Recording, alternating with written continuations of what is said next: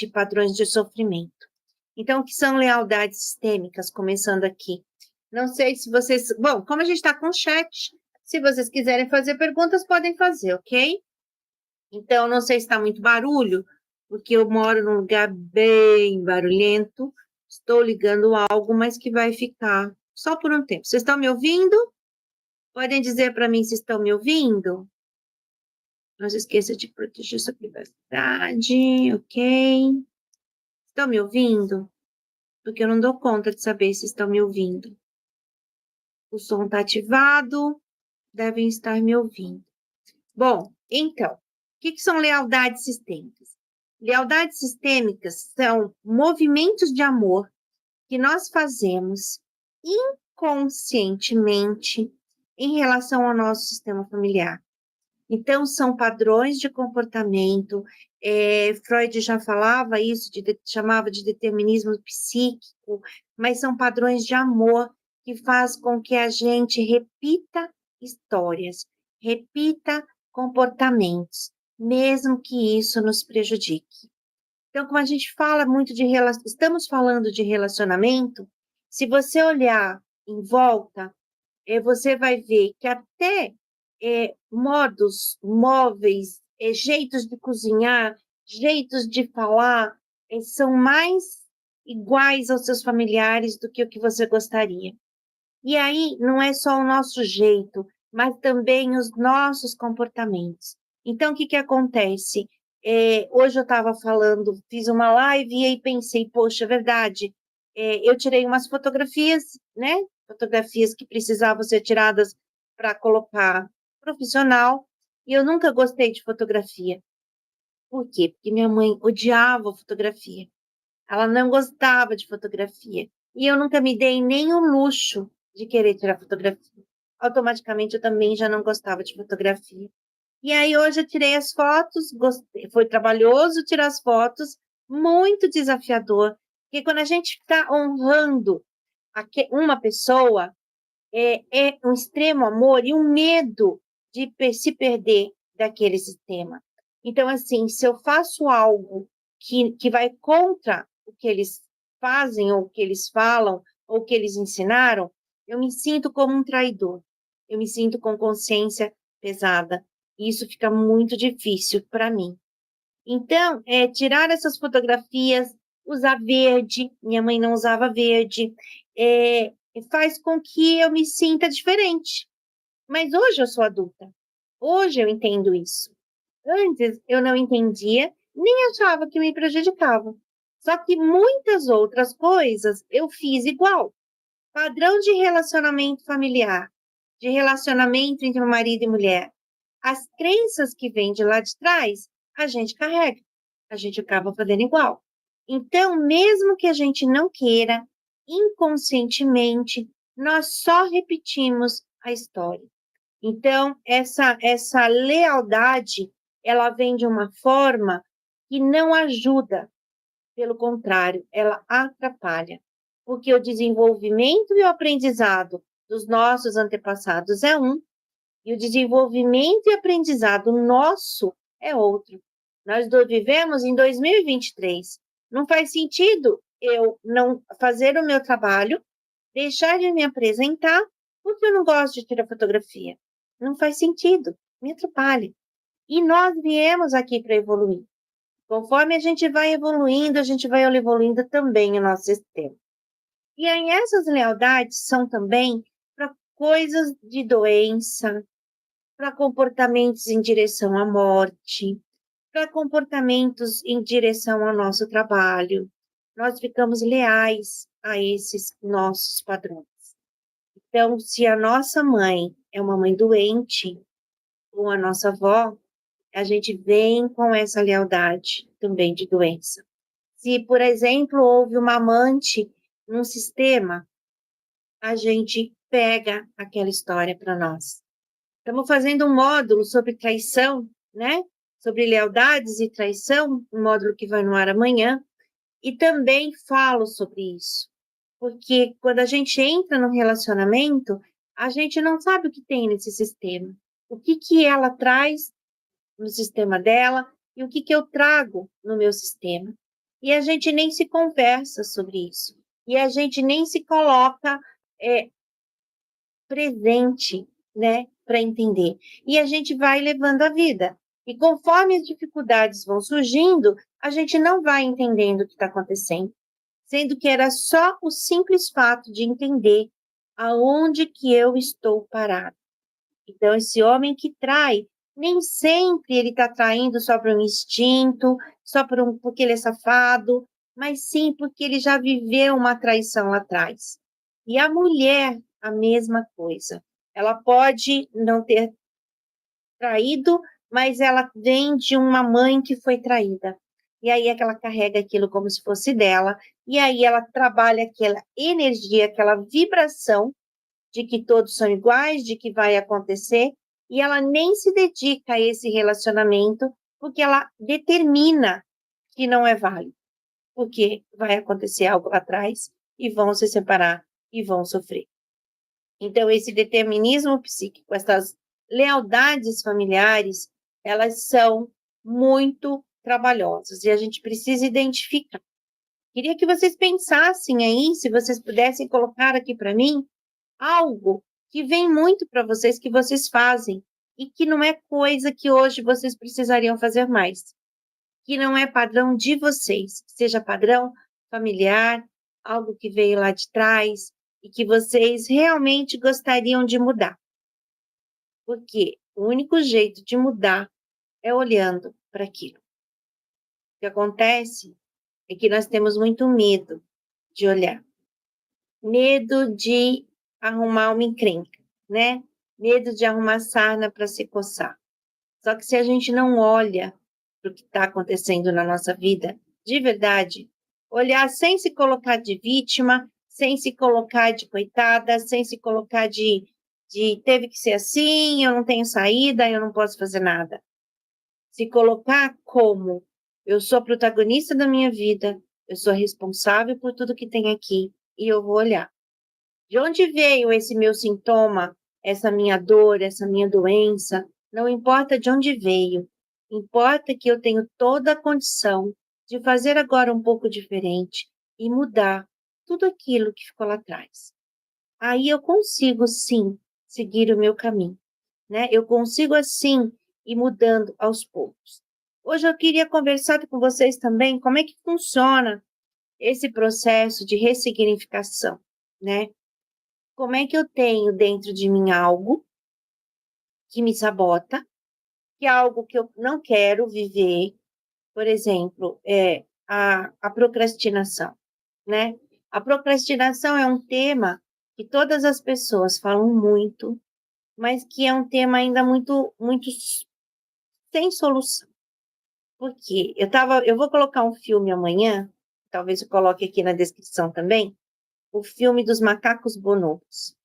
Macacos bonobos é uma raça muito próxima a nós, né? E eles têm uma vida, assim, o filme é muito engraçado. Eles têm uma vida de sexo livre e nada para fazer, nada para fazer. E eu vejo aquela preguiça, eu vi aquele filme, eu falei, gente, tem pessoas que são assim. E isso, o comportamento deles também é nosso, também veio através do nosso DNA. Então, essa nossa genética dos mamíferos, né, principalmente nós brasileiros aqui, não ajuda muito, porque é o cansaço, de onde pode vir esse cansaço? De tanto que trabalhamos na lida com a escravidão, né? As pessoas que são descendentes de escravidão. Vem esse cansaço de lá, é um cansaço sistêmico. Trabalhamos, não pudemos curtir a vida, bebiam muito para anestesiar, para ter um momento de alegria, e hoje as pessoas bebem muito, se anestesiam muito, vão para droga, para poder liberar esse cansaço, essa falta de alegria na vida. Então, tudo isso é sistêmico. E aí, como é que a gente faz? Vai voltar lá, vai pegar essa consciência e vai trabalhar todos os momentos que está procrastinando. Primeiro vai olhar se não tem doença, né? Se está com vitamina, se não está com depressão, se não está faltando nada, vai olhar. Não tá, tá tudo bem. Então, vamos lá para o nosso emocional. Quem podia ter trabalhado até morrer, né? E a gente se sente tão cansado. Por que a gente não faz alguma coisa que vai fazer com que a gente cresça? Por que você estuda tanto, mas estuda mesmo, se dedica, mas na hora de aplicar, não faz dinheiro com o que aprendeu? Qual é o ganho? Aí a gente fala assim, qual é o ganho que está por trás da minha autossabotagem, né? A quem que eu estou sendo leal? A alguma pessoa? A alguma situação? Qual é o motivo dessa lealdade? Qual é essa lealdade? E aí a gente fala dos nossos processos terapêuticos, né? A gente trabalha com constelação, que vai dar um diagnóstico para nós. A constelação dá um diagnóstico. Olha, você está ligado aqui na energia da sua mãe, julgando o seu pai, você ficou parado aqui porque o seu pai não pôde dar, então você tem uma dor, você está ligado muito a essa coisa da sua mãe, de proteger, de suprir a necessidade do seu pai, que ela não deu para ela, e não está olhando para sua família, não está olhando para sua vida, né? Então, esse pode ser um diagnóstico. E aí, depois que eu entendi isso, a gente vai, por exemplo, para uma regressão. E aí a gente chega na regressão e acha um momento de uma promessa desse filho para essa mãe, uma promessa de amor muito forte, de que ele nunca vai sair do lado dela, de que ele nunca vai deixar de honrar ela, por exemplo, né? De cuidar. E aí essa pessoa cresce e precisa ir para a vida, mas não consegue ir, não consegue ir, porque se sair dali, não vai poder estar junto da mãe. Se sair dali, vai precisar às vezes viajar e não vai conseguir. E não é porque ela não quer, porque ela não tem consciência. Ela vai sabotar qualquer tipo de oportunidade que aparecer na vida dela. Por quê? Porque você está com a sua energia. Conscientemente eu sei que eu quero. Conscientemente eu sei que se eu tiver que mudar para outro estado, para outro país, vai ser melhor. Tanto financeiramente como o meu pessoal, eu vou me sentir realizada. Eu posso até dar uma vida mais confortável para minha mãe. Só que eu fiz a promessa de ficar junto com ela. A vibração dessa promessa, essa emoção, é o que precisa ser encontrado. E a gente encontra isso no momento de processos hipnóticos ou de sites. Aquele dia, sim, eu fiz essa promessa. E aí você lembra e aquilo vem com toda a força. E aí vem o seu processo, né? De que você vai... Peraí, eu já vou ler o que a Vanessa escreveu, já já eu leio. Esse processo de você, todos os dias, quando você quiser fazer um evento, quiser fazer algo que vá te trazer essa liberdade financeira que você quer, e você não vai entrar nessa vibração, você fala, mãe, mesmo estando longe, eu estou junto de você. Eu estarei cuidando de você. Eu vou, mas eu estou aqui. E você vai mudando essa vibração. Não é do dia para a noite, é um trabalho de formiguinha, mas é um trabalho para a sua liberação emocional, para o seu crescimento emocional, porque a gente cresce de tamanho, mas não cresce emocionalmente. Então, a Vanessa falou que observa que minha mãe desenvolveu algumas doenças, hoje me vejo nessa mesma situação, com várias doenças físicas, a depressão, que persegue minha família há anos, e isso chegou até a mim, e ao meu irmão também. Como já chegou na mãe, em você e no irmão, isso é lá de trás, bem lá atrás. Alguém que veio de algum lugar e que instalou isso muito forte no sistema. Alguém que sofreu demais e que passou isso para todos e todos vocês. Aí o que é que a gente faz normalmente? Quando a gente faz uma constelação, a gente identifica, faz o diagnóstico, né? Libera isso, mas assim, com muito amor, com muito amor, com muita, como é que eu digo, com muita pequenez, com muita humildade. Ficamos muito pequenos, olha, nós não sabemos de nada. Nós não sabemos se vocês foram pegos a laço, se vocês se deixaram vocês para trás, se vocês morreram de fome, se vocês morreram na guerra, porque teve uma emboscada, sabe? Porque a minha família foi traiçoeira e mandou matar vocês. Porque milhões de coisas aconteceram. E a gente não sabe. E não adianta querer saber. Algumas coisas chegam, mas chega de muita forma distorcida, né? Então, não importa o que aconteceu, é transformar essa energia de dor em energia de amor. E aí, como tem depressão e tem sintomas físicos, precisa fazer alguma terapia energética. Por quê? Porque o corpo guarda as marcas do trauma. Tanto na nossa cabeça quanto na nossa pele, tinham nódulos de energia estagnada. Então, alinhamento de chakras, aplicação de reiki, barras de axis, bioenergia. Cícero está aqui, o Cícero sabe o nome de uma outra também, que é muito interessante, a bioenergia, biomagnetismo, que são com ímãs, tudo que toca o corpo, as massagens, para ir desfazendo os nódulos. E aí é trabalho em conjunto. Faz a terapia, faz o diagnóstico, vai para o padrão físico para tirar esses traumas, essas energias densas, e depois vai fazendo a sua reprogramação mental. Escuta, qual é o motivo? Quem precisava ter essa depressão eram eles tiveram. Eu não tenho motivo para isso, né? Aí traz tudo que você tem. Microfisioterapia, gente. Isso aí também é muito bom. Depois que faz uma constelação, que faz um processo, né, mais de diagnóstico, que já entendeu, que já ressignificou, fazer esses processos manuais, microfisioterapia, biomagnetismo, barras de axis e próprio reiki, que muda a nossa estrutura energética para poder tirar isso do campo áureo e do corpo. Porque a aura também fica marcada. Nós somos seres energéticos, né? Então, nossos chakras estão aqui vibrando e está expandindo para fora, para a nossa aura. Então, é um conjunto. Buscando todo esse tratamento, eles não aceitando fazer. Consigo? Sim, sim.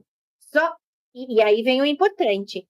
Quando você se libera, você libera os que vêm para frente e liberam os que vêm para trás, os que estão atrás. Só que você precisa respeitar, sem julgar. Minha mãe não quer olhar, ok, ela não segura, ela não aguenta. Mas eu vou fazer por mim, porque eu não mereço mais viver nesse sistema. Normalmente, as pessoas que têm força para mudar são as ovelhas negras, são as pessoas que mais sofrem. São as que são acusadas de ser diferente, de que tem mais força para ir fazer alguma coisa, sabe? E cabeça mais aberta para olhar para tudo isso. Porque normalmente a pessoa entra numa religião e ali fica, sem conseguir olhar para mais nada, porque é pesado demais para ela olhar. Então, padrões de doença, padrões de comportamento familiar, padrões de comportamento financeiro, isso é tudo sistêmico. E aí, depois que você viu, mas por que que eu peguei, né? Por que que eu peguei? Você acha que você já vem de uma mãe depressiva. Então, na sua gestação, você já tinha ali uma informação duplamente forte, a do sistema e a que a sua mãe informava ali para você, que você não sabia se era você ou sua mãe, e você traz aqui. Então, às vezes aconteceu estupro em massa, a gente não sabe e a gente não precisa saber. Esse é o melhor. Não precisa saber. Precisa ter a vontade de deixar lá, de dizer sim para a dor de todo mundo. De dizer eu aceito a vida que veio. Vocês sofreram, ficaram com depressão, mas eu tô aqui. Olha que coisa grandiosa. E agora eu faço essa libertação através de mim, para que o futuro do nosso sistema seja melhor, para que o futuro do nosso sistema não precise entrar em depressão, ansiedade, escassez, fome, falta de amor, para que eu tire as vendas dos meus olhos e enxergue a vida como ela é. A vida é assim. Momentos bons, momentos não tão bons, mas eu me mantenho aqui, dos meus aprendizados. Então, é muito lindo. Eu digo que a gente vive num momento lindo de terapias fantásticas, de evolução fenomenal. Então, quanto mais eu estudo e vejo a evolução, né, que vem das psicanálises lá atrás, o que eles aprenderam, o que depois vem os outros falando, até chegar aqui nessa constelação familiar, que vai juntando já, trazendo as terapias quânticas, que a gente não precisa estar presente, a gente cocria a realidade. Só que para cocriar a realidade, você precisa da vibração, não é só da intenção. Claro que se eu coloco frases na minha casa, essa família é feliz, eu amo isso, eu sou próspera, eu isso, eu aquilo, é muito melhor do que eu não ler nada. Ah, no primeiro link, peraí. Então, não tá, Cícero. Quem é que tá reclamando? Gente, deixa eu ver aqui só. É o segundo link. Veja se você avisa para mim, por favor, Cícero.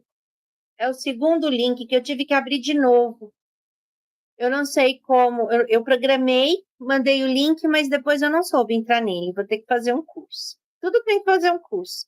Por isso que eu demoro. Por isso que eu demoro muito de fazer algumas coisas, é porque tudo é um desafio. Eu sou do ano de 1965, né? Cadê? Cícero, estou compartilhando esse link. Obrigada, Cícero. Ainda bem que eu tenho sempre meus assessores. Eu sou do ano de 1965. Então, eu digo que eu tenho muita vontade de ajudar, eu tenho muita vontade de fazer, eu tenho muita vontade de crescer, sabe? De ser uma mulher independente. Eu tenho muita vontade. Eu vou contar um segredo para vocês aqui. E sabe por que é tão difícil? Porque eu fui filha única, eu sou filha única. E eu não podia falhar, não podia falhar. Então, aparecer aqui e um me dá um pitaco e outro fala alguma coisa e uma crítica, isso vai me levar para o chão. E eu tenho que trabalhar isso direto, mas eu não desisto. Por quê? Porque eu tenho um objetivo. Eu tenho, eu sei qual é a minha missão. Eu digo que eu não volto para casa, não volto para trás, sem, pelo menos, tentar tudo que eu posso para conseguir minha missão, porque é isso que me sustenta. É isso que me faz acordar de manhã e ainda sorrir. Porque a vida não é simples para mim também. Assim como não é simples para as pessoas. Mas o que que é importante? Que a gente tenha um objetivo. Não pode deixar a vida levar. Deixa a vida me levar e o que vier eu traço. Não. Sabe? Algo maior. Algo mais fenomenal. Viver um relacionamento, nem que seja consigo mesmo, maravilhoso. Se sentir amada, respeitada, querida, sabe? Procurar sempre o seu melhor. E aí, às vezes, eu falo, meu, é difícil pra caramba, mas trabalhar com pessoas, oi, Carmelita. Oi, Carmelita, você não estava conseguindo entrar? Boa noite. Bom, me perdi. Alguém me faça uma pergunta, por favor. Já falamos das nossas limitações, já falamos aqui das nossas lealdades, Carmelita. Já falamos que a gente traz muito mais do que a gente imagina dos nossos pais, dos nossos avós e dos nossos ancestrais. E aí eu queria que vocês vissem e olhassem, esse é o nosso exercício. E também vou colocar outro exercício aqui, vai ser um que a gente vai fazer meditação sobre isso. Quero que vocês pensem aí em alguma coisa que incomoda vocês e que vocês gostariam de resolver, né? Pensa nisso, né? Às vezes sou destemperada, mas estou discutindo a relação e acho que tenho razão. Ou algo que ocorra diferente que imaginei. Quero melhorar a minha paciência. Ok? Isso é coisa de criança, né, Aline? Ou então assim, é, quem que você está honrando sendo destemperado? Quem era destemperado no seu sistema? Com quem que você aprendeu isso? Com quem que você aprendeu? Como que era a família, a sua família? Como era o seu pai? Era destemperado também? Às vezes você está destemperado por amor, e é por amor, né? Quando eu repito, Provavelmente meu pai. O pai era destemperado. E aí eu sou também, e provavelmente o avô também. Se eu sou diferente dele, eu não... é essa lógica que funciona aqui dentro. O patinho feio, né? Muito paciente no nata surta, então. O patinho feio. Ô, Rosita, o patinho feio, ele se sentia excluído, ele não parecia nada com a família dele, né? E realmente ele não era. Então, nós nunca queremos ser o patinho feio. Nós sempre queremos ser iguais. E aí, qual é o trabalho? Olhar para esse pai que era impaciente, que surtava. Isso pode ser um padrão masculino do sistema. E buscando dentro de você situações. E sempre falando, isso é do meu pai. Pai, eu honro você, eu sou igual a você, ó. Metade meu é você. Meu corpo não nega, mas eu posso ser mais paciente. Eu posso ter o pavio menos curto, né? Então, você vai aos poucos trazendo essa consciência. Mas, às vezes, precisa tirar algo que ficou traumatizado aí, né? Às vezes, precisa tirar algo que está mais profundo nesse inconsciente coletivo de vocês. E minha mãe, eu fiquei, ou minha mãe, e aí é os dois. É o padrão familiar, entende? Ou o pai ou a mãe. E aí, quando a gente coloca o movimento, a gente vai olhar como é que eu vou ser diferente. E aí você se perdoa. Ontem, não sei se vocês chegaram a ver na aula de ontem, mas era assim, né? A pessoa é ciumenta. Então, ela vai e procura lá uma pessoa bonita, né? Para poder, então, se relacionar. E aí, essa pessoa alegre, atraente, que gosta de dançar, só que quando ela se relaciona, o que atraiu nela, nessa pessoa, é essa expansividade dela. E quando ela encontra essa pessoa, e essa pessoa começa a dançar, né, a soltar essa exuberância dela, a conversar com todo mundo, você acha ruim, xinga, porque isso não é comportamento, porque você está, né, querendo se aparecer, isso está me chateando, pereré, pereré. Mas uma que foi isso que te atraiu, né, ou nele, né? E aí você volta então para você e pensa, por que é que eu estou achando ruim nela algo que me atraiu para ela? E aí provavelmente é porque você não é expansivo, não sabe dançar, ou o comportamento dela te lembra uma irmã que se deu mal na vida, ou uma mãe que era expansiva, bonita e se amostrava e abandonou. E aquilo está ali te fazendo como se fosse um gatilho. Então, o que, em vez de brigar com essa pessoa, de apresentar esses ciúmes para essa pessoa, é falar assim: olha, eu me incomodo com isso, né? Porque isso está aqui dentro de mim. Eu não sou expansivo igual você, eu não sei dançar. E isso me incomoda em mim. Eu gostaria de ser assim. Aí muda a forma de lidar com a pessoa, muda esse relacionamento. E aí você vai se tratar, vai entender. Gente, não tem como não se tratar. Não tem. Só que eu digo que o tratamento tanto precisa de alguma ajuda, como pode ser nesses tratamentos mesmo de olhar para si, né? Por que que precisa ser igual à mãe ou igual ao pai? Mas às vezes tem algum trauma lá dentro que traz esse gatilho, mesmo que você não queira, né?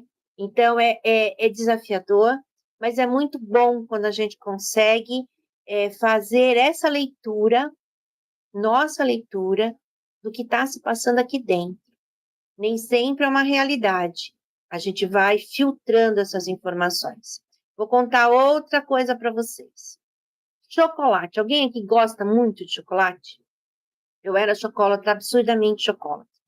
Então, qualquer contrariedade que eu tinha, uma barra de chocolate, eu não sentia. Eu mastigava e, assim, eu tinha um comércio, as pessoas, os funcionários já colocavam um tablete de chocolate assim na minha mesa, quando viam que a coisa ia pegar fogo, né? E eu sabia que aquilo vinha do meu pai. O meu pai chegava em casa à noite, todo dia ele me trazia um chocolate. Chegava em casa, todo dia ele me trazia um chocolate. E eu fiquei com isso. E eu achava que era isso. Só que eu não conseguia me livrar daquilo, né? Não conseguia. E lá vai a Lucília para esses desenvolvimentos pessoais, faz um monte de constelação e de processos hipnóticos. O processo de hipnose, ele não é essa loucura que o povo, né? O que o povo conta? Um processo de hipnose, quando começou lá atrás, antes de Freud, né? Que eram para tratar as mulheres que eram histéricas, né? Elas tinham uma histeria, ela já tinha por si uma doença fortíssima. Então elas entravam em catarse gigante. E foi isso que ficou para a sociedade. Pessoas vão assustar, vão embora e não vão voltar, não vai voltar porque ela já era alienada, né? Então hoje fazer o processo hipnótico não tem nada de ficar pendurando pêndulo, nada. A pessoa fica consciente, porque eu preciso da pessoa consciente para que ela me traga a ressignificação, que ela faça a ressignificação dela, né? Então, parece que minha câmera está piscando. Ou sou eu? Não, não tá. Então, o que que aconteceu? Eu estava preparando para fazer uma live sobre memória afetiva e a mente veio, né? E veio a imagem do meu pai, porque assim, a mente não abre tudo de uma vez, vai aos poucos. Então também não tem perigo. Ah, eu vou ver coisa que eu não quero. Ninguém vai ver nada que não aguente, que vai vindo aos poucos. Eu estava lá sem nem pensar nisso, falei em memória afetiva, bum, me veio a cena. Minha mãe era extremamente ciumenta. Meu pai demorando de chegar, tipo 5, 10 minutos, meu pai não podia atrasar. E minha mãe em pânico, que ele não chegava, que tinha acontecido alguma coisa, que ele estava com mulher, que isso, que aquilo. E eu em pânico também, porque eu era filha única, era eu e ela. Ela em pânico, eu em pânico. Quando ele trazia, bom dia, boa noite, Josa. Quando ele chegava e trazia, era um alívio para mim. Então, o alívio que vinha do chocolate era o alívio das minhas tensões. Então, você percebe que não é só o fato que a gente precisa descobrir quando nós queremos saber qual é a nossa crença limitante, qual é o nosso trauma inicial. Não é só o fato, mas a emoção que estava embasada naquele fato. Então, todas as vezes que eu tinha essa ansiedade, que era a mesma ansiedade que eu tinha lá atrás, por anos que meu pai demorava de chegar e minha mãe nervosa com medo dele estar com outra mulher, quando vinha o chocolate, era um remédio. Então, por isso que eu estava fazendo essa compulsão total eu vou olhar aqui, peraí, essa compulsão total por chocolate. Eu tinha uma ansiedade e o chocolate vinha e saciava tudo isso. Então, Alírio, saber de verdade por que desse impulso, né, desse gatilho de estourar, é entender qual foi a situação raiz. E da situação raiz, qual foi o enredo? O que estava se passando ali? Qual era a história, né? A história era isso, mas qual era o sentimento? O importante é entender qual era o sentimento. Porque aí, cada vez que meu pai não vinha, eu entrava em pânico junto com a minha mãe e eu criava uma rede, um caminho neural. Um caminho neural. Estou ansiosa, porque meu pai não veio, e estou ansiosa. Estou ansiosa. E vai criando, e ele vai disparando os neuropeptídeos para o meu corpo inteiro. Meu pai chegava, eu aliviava e ainda comia chocolate. Que é coisa mais viciante. E aí, o que aconteceu? Com essa informação, eu não queria viver na compulsão, né? Compulsão por doce é um absurdo. Então, vai virar um silêncio, um barulho já já, viu? Porque vai finalizar aqui. E aí, simplesmente, cada vez que eu queria entrar no lugar compulsivamente e comer um chocolate como eu comia, que eu nem mastigava, eu pensava, putz, meu pai já está em casa, não preciso disso. E aí eu voltava. Até que eu construo, até que eu construo um outro caminho neural diferente daquele caminho que eu tinha. Tá com ansiedade? Come chocolate. Tá com ansiedade? Come chocolate. Tá com ansiedade, meu pai já está em casa, posso acalmar, vamos embora. Hoje eu entro numa loja de chocolate, eu posso sair sem comer chocolate. Eu compro chocolate, eu como porque eu acho gostoso, mas não porque eu estou ansiosa e eu como mastigando. Então, descobrir quais são as suas crenças, você vai precisar ir entender quais são as suas lealdades, por que que você está honrando sendo igual, sendo uma pessoa que estoura, explosiva, impaciente, né? E do nada aí, que isso chega a ser bipolaridade, né? Então, precisa também pesquisar se não é uma bipolaridade, tratar com medicamentos, tratar com terapia, tratar corpo e mente para poder viver uma vida feliz. Chegar nos seus 50, 60 anos sem olhar, olha o tanto de relacionamento que eu destruí, de besteira, porque às vezes a pessoa nem fez tudo isso, e o gatilho foi tão grande que eu acabei com tudo, né? Então é muito importante, gente, a gente entender quais são as nossas lealdades, saber o que que nós parecemos com os nossos pais, o que que eles faziam que a gente faz também, até besteiras, como no meu caso, não gostar de tirar fotografia, não gostar de usar roupa verde, não usava roupa verde, porque a mãe não gostava de verde, e eu fico super bem de verde. Então, não é desonrando, né? Mas é sendo independente. Porque, embora ela nos deu a vida, é divina, maravilhosa, é um ser humano também, que tem defeitos, que tem limitações e que também não quer que a gente fique ali sofrendo, né? Sem fazer algo por nós, algo que a gente possa fazer. As pessoas que têm mãe que são submissas, muito submissas, e a pessoa fica ou submissa também, ou muito brava. São aquelas mulheres que nem casam porque não conseguem se relacionar. Então, tudo isso a gente precisa olhar com muito carinho, com muito amor. Principalmente as doenças, né? As doenças a gente devolve com muito amor e vai tirando tudo isso do corpo e fazendo por nós. Quando a gente faz por nós, a gente faz por todos aqueles que vêm depois, principalmente os nossos filhos, né? Eu sempre acho muito importante, acho uma grandeza, é, demos a vida a eles e dar as coisas ruins também não é bacana, né? Fazer com que eles sigam o caminho deles livres para a escolha deles, né? Acho que é muito importante isso. Eu acho que eu encerrei o assunto, temos 40 minutos conversando. Se alguém quiser falar algo mais, tá entendendo, né, Lírio? Não é simples, não, gente. Não é simples, mas nós temos a faca e o queijo na mão, né? Para transformar. Principalmente aqui tem bastante terapeuta, né? Bastante pessoa que já fez reiki, que está no caminho aí de desenvolvimento, que já entendeu que precisa de algo mais, e a gente precisa, antes de querer curar o outro, nos curar. Porque todo cliente que chega para nós, chega com um problema nosso. E aí, se a gente não consegue resolver os nossos, a gente não consegue ajudar, né? Então, a gente precisa estar preparado mesmo, se cuidar, se olhar para ser útil para esse universo que está sedento de pessoas curadas, sedentos de pessoas equilibradas para fazer e apoiar esses jovens que estão chegando aí, né? Então, eu agradeço de coração todos vocês e agradeço a todos que estão também na nossa oficina. Essa oficina é um aprendizado gigante para mim, eu vejo que eu tenho evoluído demais.